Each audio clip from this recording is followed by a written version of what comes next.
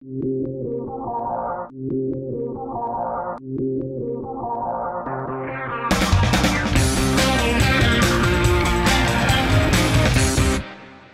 we had this business plan with Dr. Drip, right?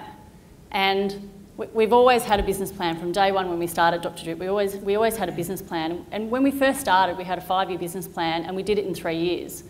So we knew that if we planned, we knew that we had success. So we thought, well, let's take the principles of that and let's apply that to our life and see what happens. So that's kind of that's where our thinking was, because something had to give, right?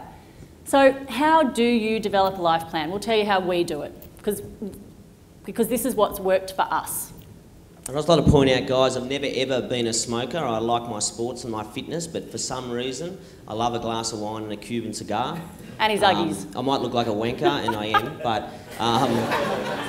but you know, that to me, that just gets the mind working for me, and it really, I can sit back, relax. Although Angela was there, it was my time. I just sat down, and that's how we started doing our plan.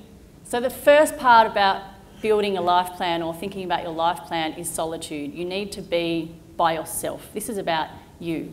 So whether you are a single person, you're with a partner, or you're married, or whatever that looks like, you've got kids in your life, whatever your circumstance, everyone needs to start and think about yourself first, because what I want in life is something completely different to what Andy wants in life. Yet we then need to put them together and say, we're on a common path, let's stay on the common path, but let's work out what each other wants. So there are certain things that we went through to ask certain questions. So get a piece of paper, this is what we do. When we first did this, we did a 10-year plan. We said, what do we want in 10 years? What do we want in our entire life? You know, let's go big.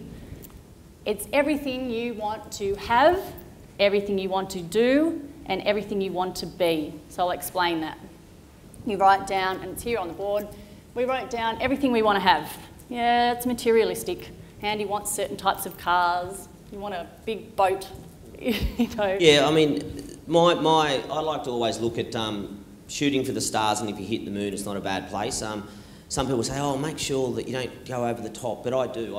You know, if I want a boat with a helicopter to land on it, that's what I'm aiming for. And I just think that, for me, it's all about believing it's real. Like, I believe that everything I do, I will get there. Yeah. You know, and I think that's what you've got to believe in yourself. It's all about believing in what you're doing in business and where you're going and how you're going to get there. It just makes things a lot easier. So we add in this even, you know, your investment in shares, or whether you want additional properties, how you're going to fund your future with superannuation. You know, that's not going to support me. So you know, think of the everything you want in your life. And then we look at what you want to do. So what holidays you want to take. Even if it's short things, you start thinking about, there are certain places that you've wanted to see around the world, or maybe just even in your own backyard. If you haven't been around Australia, I highly recommend it. It's one of the most beautiful trips in the world. But we started with, what holidays do we want to do? Our health, health's really, really important to us. So I think that was an interesting one, the health, because you can get so caught up that, you know, you're just too busy, and once you have kids, it's like, oh, how am I going to work, look after kids and be healthy? Yeah. And although over Christmas I've put on a few kgs, mind you, my personal trainer has really kicked me in the arse. It's quite interesting, you know, he's always in my face, Drip, get into it, you know, he's a real tough guy, and he goes, you stand up on stage and tell people what they should be doing in life, why do you drink so much, you know? And I'm like, great. So it is pretty tough, but I totally understand that when I'm in the right place is when I'm fit. Yep. You know, when I have that energy levels. I agree. Yes, and we are trying for the second kid at present. Third, that'd be the third kid. That's right. So from a health perspective, we even get down to detail like how many times you want to train each week and stuff like that. And just as an aside, you find out when you eventually write all this stuff down about yourself and you come together with your partner and you start sharing this stuff with them, you find out stuff about your partner you don't even know, like his 40th birthday party, he wants to go away just with the boys to the snow and I'm not coming. Like, you know. You can go away up the coast for 2 hours or something. Yeah, so we do... But it even comes down, I think the most important thing where it really started connecting for us is that I do a lot of the cooking at home, and Angela was like, well, I've got the kids and I've got this and that, and so we tried to fit in, well, what works for us. So being a tradie, I wasn't used to cooking, but I quite enjoy it now. But they're the things. So it doesn't have to be the grand boat, and it doesn't have to be the grand holidays. It's just little things in life, guys, that makes it easier. Angela and I, we work as a team, and that's the most important thing. If that means that I'm always taking the garbage out, if that means that Ange is always hanging the washing out, whatever it is in your clique. Okay, but for us, we know exactly where it's at and it fits in so well, and we work as a team, and you always get the best results when you do so. And it forced us to actually talk about the little things, like what Annie just mentioned. It forced us to talk about the little things around the house even that started to annoy you.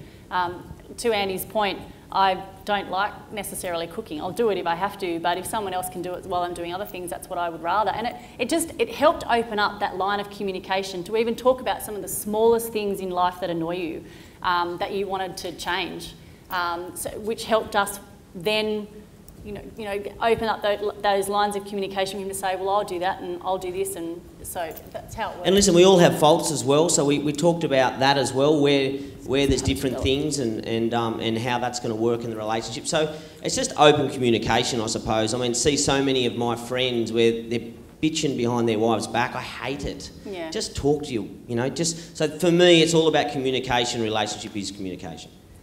So once we've written down all of this, what charities you want to look after, how you want to be remembered, this is the who you want to be. If there's particular skills about yourself that you want to improve, so there are certain things that Andy and I said about ourselves that we wanted to look at. We wrote it all down on pieces of paper separately, so we had that solitary time, and then we actually came together and we shared that. So as I mentioned, the very first time we did this, we did a 10-year plan, and in that 10-year plan it did have each year, but it also had short-term. So I'm talking long-term goals, short-term goals, and the short-term is literally week by week. I'm going to train this day, this time, you're going to do this, this, this. So I know it sounds ridiculously detailed, but once we had kids in the mix, you need to unfortunately start playing with your time a little bit like that, otherwise things just kind of fall off the wagon.